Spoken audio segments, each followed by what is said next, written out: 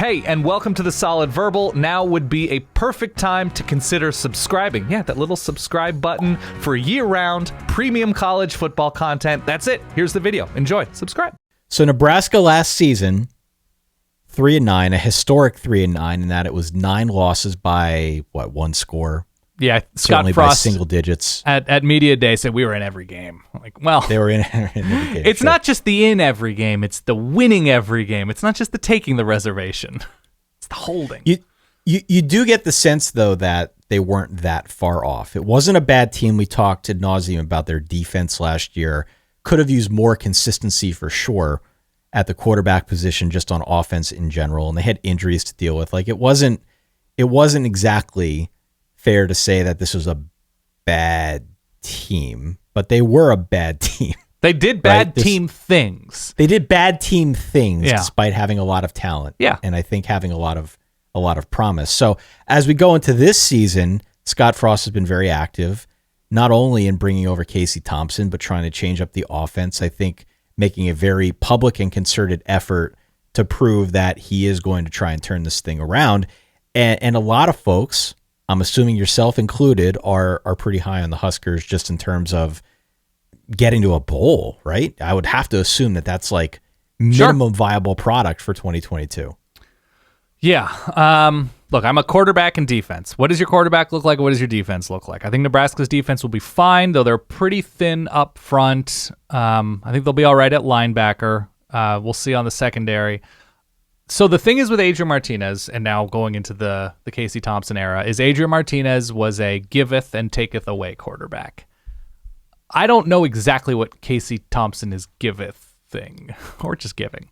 That's my issue, is what is it that Casey Thompson brings to the table with what has been a pretty shaky offensive line, and when Nebraska finally found that winter wonder at receiver in Wan'Dale Robinson, he took off.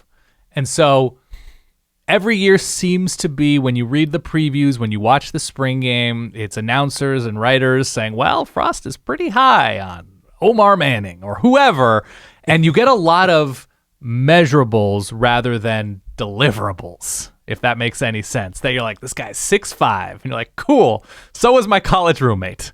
Does he score touchdowns against good teams? Because my college roommate didn't, because he was in the band. So the problem is, sorry, am I making you cough while you're drinking water? I apologize. I'm drinking water out of my solid verbal glass. Continue. Okay. There's too much of that. There's too much of he threw the javelin in high school. And how does that translate to red zone prowess? It generally doesn't. So that to me is we're on how many offensive coordinators and how many times has Scott Frost stated, God, they're just buying in a way that the guys haven't before. It's okay, all right, well, now it's Casey Thompson coming off of a thumb injury, transferring in, new coordinator, new quarterback, and on a certain level you could say, well, that's, it's a fresh start, it's a reboot. But why do they need a fresh start? Why do they need a reboot? What are the commonalities every year? Is special teams finally going to be at least okay this year? I hope, because it's been a nightmare. It's been a nightmare in Lincoln. And we talk about hidden yards. Nebraska gives them away. Nebraska just gives them away. So I think they're going to be pretty good. I think at their best, they'll be pretty good. If they make fewer mistakes, if special teams is more competent, they'll win a bunch of games. The great thing is, as well, Ty, their schedule is amazing. It's not bad. Their schedule is spectacular. And I say that knowing they have Oklahoma early on their schedule, but the game is in Lincoln. They were competitive last year. If it's evident that they've turned a corner, that they have plans in the red zone, that on third down they're finding the right guy, whatever, there's no reason they can't start 6-2, 7-1 by November, whenever 8 games are up. It's Northwestern in Ireland, Oklahoma at Purdue, and then those are the interesting tough games early, and then the November stretch is Minnesota at Michigan, Wisconsin at Iowa. Difficult, absolutely difficult. But again, if Nebraska has turned a corner and they're finishing drives and they're not giving the ball away, good enough to win 7-8 games. Absolutely they are. With that schedule. There's a lot of appeal there. I've got this schedule highlighted and labeled as having a December to remember. Yep. Dating back to our Secret Cake schedule episode, which you can go back and listen to. November, yes, is very difficult, but it starts off, I think, in a really advantageous way. The Casey Thompson thing to me is really interesting because, I didn't do the deep dive on Nebraska quite the way you did, but I've been reading about them, and there is certainly a lot of excitement about Casey Thompson. And what I'm struggling a little bit with is Casey Thompson was on a good offense last year. Granted, really soft up front, not a great line. Yep. And there were challenges, year one, new coach, the whole 9 yards there, but it wasn't like that was an offense without weapons. Correct. And so I'm just curious obviously a change of scenery is good for him. He's going to get the playing time. And I do believe Casey Thompson is better, certainly a different kind of quarterback than Adrian Martinez. But what I'm struggling to really figure out is how much better and what does he give them above and beyond what we've grown accustomed to seeing over the last couple of years. I don't think it's a slam dunk that Casey Thompson goes to Lincoln, Nebraska, and suddenly this is like a 7-win team. I think the schedule makes it such that as long as they don't screw up and shoot themselves in the foot as they do the fundamentals fairly well enough, they'll be in a bowl.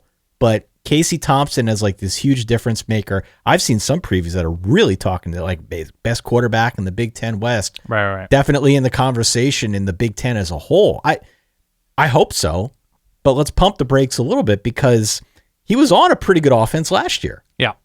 And I know that there has been attention given to Mark Whipple and how he was able to be a part of the development of Kenny Pickett, Jordan Addison. Like, there aren't those guys for Casey Thompson to throw to. So let's say best case scenario. Best case scenario, Casey Thompson is a B, okay? And his receivers are Bs. And his beat-up tight end group is a B. And his offensive line is a B- or something like that. I don't know what their ceiling is as a group. These are the defenses that they face to start the season. Northwestern, North Dakota, Georgia Southern, Oklahoma, Indiana, Rutgers, Purdue, Illinois. That's up until November. So if we're just talking fine, not exceptional, who's putting the fear of life if Mark Whipple's calling a better game than whoever has been an offensive coordinator for Nebraska? He wants to throw it a ton if you're to believe Pat Narduzzi. And so if Casey Thompson is healthy and there are two receivers who are not game changers but fine, which one of those defenses makes you sit back in your chair and bite your nails? I don't see it. None of them. They could go, 4-4 still. But at least on paper right now, I'm not exceptionally terrified for Casey Thompson and the players around him on this offense. If Scott Frost goes 7-5, is he returning in 2023? Or is he fired? I guess it depends how he goes 7-5 and the margin by which he goes 7 and Nebraska goes 7-5. He shouldn't go 7-5 with the schedule. He should get to 8 wins. I agree with where Rutgers, Indiana, the steps back Purdue will probably take at times. Illinois has a lot still ahead. Like, the problem is their final 4 games are losable. So if you start the season 7-1, if my math is correct, and everybody says to themselves, Scott Frost figured it out. He made shrewd hires. He hit the portal in all of the right ways. 7-1. They're going to a bowl. They're ranked 9th. 13th in the country. There's attention on Nebraska that has been different. And then they just lose by double digits to end the year. And that's the taste that's left in Trev Alberts' mouth. I didn't anticipate using the phrase Trev Alberts' mouth when at the onset of this show. Me neither. That's why I snorted. Continue. That's the issue. That you beat Oklahoma, or maybe you lose to Oklahoma, but you win the other 7. Let's say the Oklahoma loss is 30-28, and it's just back and forth, and it's impressive. Whatever. But then you lose to Minnesota by 14 and Iowa and Wisconsin, whatever. You lose a bowl game comfortably, and there's just not a lot of feel goods in the back room in Lincoln. Then I don't know. I think it could be enough to still see him go. I want to like Nebraska. I want to like Nebraska. I want to root for Nebraska. I want to root for Scott Frost. I'd like to see them turn it around because, look, we've said it time and again here. It's not fun to be down for a good long time. That's not fun. No. Maybe if you're a rival, maybe if you're a Colorado fan like Dan Carlin, you're reveling in the fact that, Nebraska's having a hard time, but I don't think that makes anything more fun. So I'm legitimately rooting for it. I'm pulling for them, but I do have questions about that Casey Thompson thing. I like him. I'm having a hard time getting as excited as I know some others are. That's all. I mean, the good thing for Nebraska is they've seen Casey Thompson shred Colorado, which they haven't been able to do.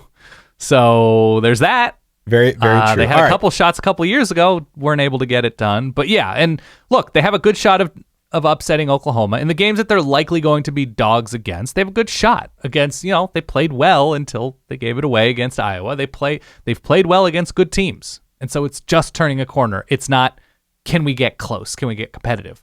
They're already at a competitive place. So that's the good news.